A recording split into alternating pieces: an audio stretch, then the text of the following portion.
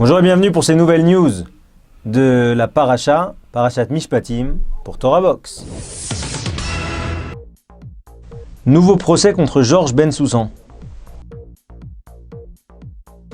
Les places de prison pour 2017. Donald Trump invente un nouvel attentat en Suède. Alors après la Parashat d'Yitro, le don de la Torah, mais surtout la mise en place d'un système juridique pour Am Israël, à savoir que il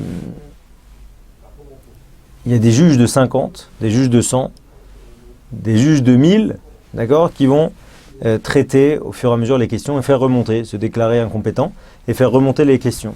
Eh bien, on arrive à la Parashat Mishpatim. Parashat Mishpatim, comme son nom l'indique, c'est les lois. C'est que maintenant, il faut agrémenter, il faut donner de la teneur à ce système juridique. Et dans Parashat Mishpatim, on voit 53 commandements, ni plus ni moins, qui vont dans absolument tous les sens.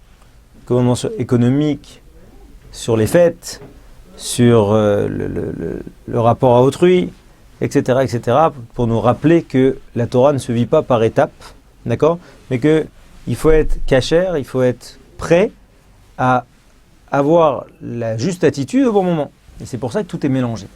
Alors maintenant, cette semaine, un nouveau procès pour Georges Ben Soussan. Alors Georges Ben Soussan, c'est un intellectuel français qui a fait une intervention extrêmement polémiquée dans l'émission Réplique. Alors Réplique, c'est l'émission de Finkielkraut sur France Culture depuis près de 30 ans. Et à ce moment-là, il a dit, attendez, il a sorti un livre sur les Juifs du Maroc, la fin des Juifs du Maghreb. Et à ce moment-là, il a repris les paroles de Smaïn Lacher, qui est un intellectuel algérien, qui a dit, attendez, avant de parler de paix entre Juifs et Arabes, il faut quand même rappeler que fondamentalement, El Yahoud, le Juif, c'est une insulte suprême dans le monde arabe. Et qu'en fait, finalement, quelque part, tout le monde dans les pays arabes vit avec ce fond antisémite et que c'est un secret pour personne. Alors il a fait ces déclarations-là a priori anodines. En tout cas, il a été extrêmement vilipendé. Il est attaqué par la LICRA, il est attaqué par toutes sortes d'organisations antiracistes. Il a évidemment subi de nombreuses menaces. Et il faut faire le lien maintenant avec notre paracha de la semaine. La paracha dit: voici les lois que je vais poser devant vous. D'expliquer en réalité que dans le système juridique juif, d'abord il n'y a pas d'avocat. D'accord ? A priori il n'y a pas d'avocat parce que le débat entre les parties doit suffire pour que le dayan, pour que le juge puisse trancher. Et au-delà de ça, c'est impératif que des juifs aillent devant un tribunal juif pour se faire juger. Ça, c'est un principe halakhique extrêmement fort, à savoir qu'on n'a pas le droit d'aller vers un tribunal goy pour juger une affaire entre juifs. Et finalement, quand on voit ça, on comprend mieux à quel point la justice peut être friable et l'appareil judiciaire se refermer très fortement sur les gens. Voilà, on souhaite à Georges Ben Soussan de s'en sortir avec le moins d'écorchures possible et qu'Hachem lui donne des forces pour ce combat et pour beaucoup d'autres. Campagne présidentielle 2017, l'affaire Pénélope étant un petit peu apaisée, Macron qui a fait une sortie extrêmement périlleuse sur la guerre d'Algérie, en tout cas sur la colonisation d'Algérie comme crime contre l'humanité, et Marine Le Pen qui est fidèle à elle-même, avec des programmes économiques assez exubérants. Eh bien, retour au débat de fond, à celui qui revient systématiquement quand on veut refaire de la politique, ou en tout cas reconcentrer ou rediriger les Français, à savoir la sécurité. Et dans la sécurité, ce qui est revenu beaucoup cette semaine, c'est la proposition de François Fillon d'abaisser la majorité pénale à 16 ans, pour notamment rendre juridiquement responsables les mineurs qui font des casses et cette délinquance qui est de plus en plus jeune. Parallèlement à ça, il y a la question des places de prison. Il y a un grand débat sur savoir combien de places de prison il manque en France. Alors, c'est un vrai sujet. A priori, il y a 100 000 peines par an qui ne sont pas faites, des petites peines qui ne sont pas faites du fait du manque de places.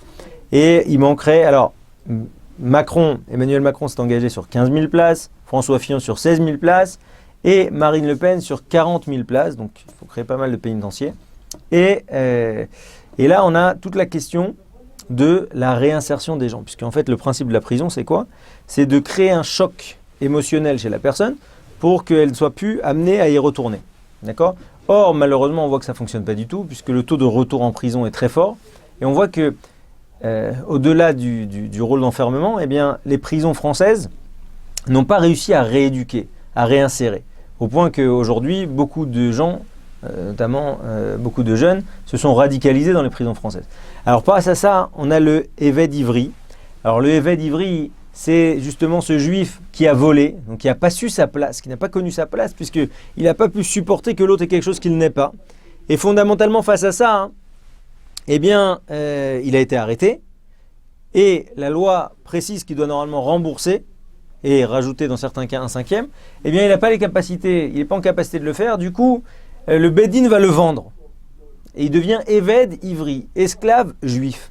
Et il est racheté par son maître, son nouveau maître, qui est plus un éducateur en réalité. Ce maître, qu'est-ce qu'il va faire? Il va, pendant une période de 6 ans, lui montrer ce que c'est qu'un homme libre. Il va servir d'exemple vivant. Eh bien, c'est typiquement... c'est extrêmement encadré dans la Torah, à savoir que le maître ne peut pas avilir son esclave, il doit lui donner le travail qu'il faisait avant, il doit évidemment le faire rentrer avec sa famille dans sa maison, parce que c'est une souffrance énorme de le séparer de sa famille, et derrière, s'il boit du vin à table, il doit en donner aussi à son esclave, s'il dort sur une bonne couche, eh ben, il doit donner le même lit à son esclave, etc., etc. Donc en réalité, la notion d'esclave, elle résulte juste du fait qu'il ne perçoit pas de salaire. Mais en réalité, il perçoit beaucoup plus, puisqu'il perçoit un regard sur la vie. Il perçoit un nouveau chemin. Le principe, c'est de comprendre qu'en réalité, on peut être meilleur, on peut s'améliorer. Et ça, c'est vraiment une leçon extraordinaire par rapport au système carcéral, qui est extrêmement limité, dans le sens où il ne permet pas, il ne donne pas d'ambition. Voilà ce point qui est un point important qu'on pouvait ici souligner.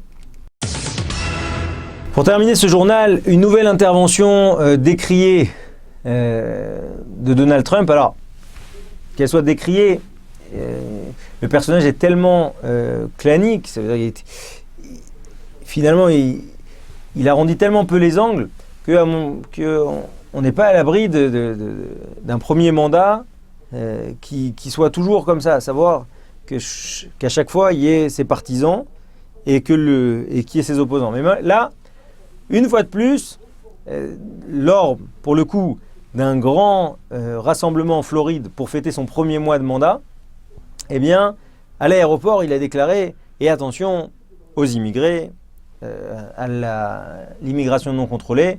On a vu des attentats de Paris, des attentats de Nice, des attentats aux États-Unis, et puis même hier, en Suède, encore une fois. » Alors, le problème pour Donald Trump, c'est que eh bien, cette semaine, il n'y a pas eu d'attentat en Suède. Alors certes, on a beaucoup parlé du danger immigré en Suède, à savoir que ça s'est fortement radicalisé, notamment à Malmö par exemple, où la communauté juive d'ailleurs a plié bagage, mais il n'y a pas eu d'attentat. Or la paracha nous dit « Midvar sheker tilchak » éloigne-toi des paroles de mensonge. Alors, on n'est pas là pour jeter la pierre à Donald Trump, mais c'est vrai que toute sa campagne n'a pas été, on va dire, la plus précise possible, que ce soit dans les chiffres, que ce soit dans les exemples. Mais si on se rappelle Nicolas Sarkozy, les derniers débats avec Ségolène Royal, par exemple, lors de la dernière présidentielle, ou quand il a gagné, ou bien l'appréciation particulière du travail de Madame Fillon, etc., etc., on s'en aperçoit que finalement, Midvar sheker tilchak, éloigne-toi des choses de mensonge, finalement c'est une halakha extrêmement difficile, notamment quand on est soumis à un stress tel qui est celui des hommes politiques. Eh bien, il faut savoir que d'après les sondages, d'après les études qui ont été menées, une personne ment en moyenne 2 à 3 fois par jour, avec un net avantage pour les hommes, D'accord, puisqu'on voit, a priori, d'après, il y a des études en Angleterre qui ont été menées, en Allemagne, aux États-Unis, etc. Prenant comme mensonge l'idée, par exemple, de dire, quand je suis dans le métro à telle station, au lieu de dire Ami Roménie, on dit ah, je suis à Champs-Élysées Clémenceau, alors que la personne elle est encore Ami Roménie, il s'appelle un mensonge. Eh bien, Midvar Sheker Tilchak, c'est l'idée que, en réalité, un homme, il doit assumer ce qu'il est et ce qu'il dit. Et c'est pour ça qu'on s'éloigne du mensonge. On s'éloigne du mensonge parce que petit à petit, comme l'ont montré d'autres études, on s'habitue au mensonge. Et que, alors certes, c'est difficile de se faire crier dessus parce qu'on n'est qu'Ami Roménil, mais néanmoins, on devient émette. Et dans la paracha de la semaine, c'est très clair. On retrouve cette idée à de nombreuses reprises dans la Torah. La Gemara, le Talmud, dans Shavuot, page 30, d'expliquer qu'un juge, il doit impérativement, s'il pense qu'il s'est trompé, tout de suite dire, ne pas chercher d'excuses et dire immédiatement attention, je pense que là j'ai fait une erreur. Midvar Sheker Tilchak. Le principe c'est que, au-delà de ne pas mentir, un juif il doit reconnaître ses erreurs. Et nous on s'appelle d'ailleurs des Yehudim, des juifs, sur le nom de Yehuda, d'accord ? Et Yehuda c'est celui qui par définition reconnaît ses erreurs. Avec l'histoire de Tamar, qui en est la plus grande illustration. Pourquoi ? Parce qu'en reconnaissant, en se rapprochant du Hémet, eh bien, fondamentalement, on se responsabilise. Et fondamentalement, on devient quelqu'un de meilleur. Voilà, c'est tout ce qu'on souhaite à chacun. Qu'Hachem nous envoie beaucoup de bracha et beaucoup de simcha dans Am Israël. Shabbat Shalom.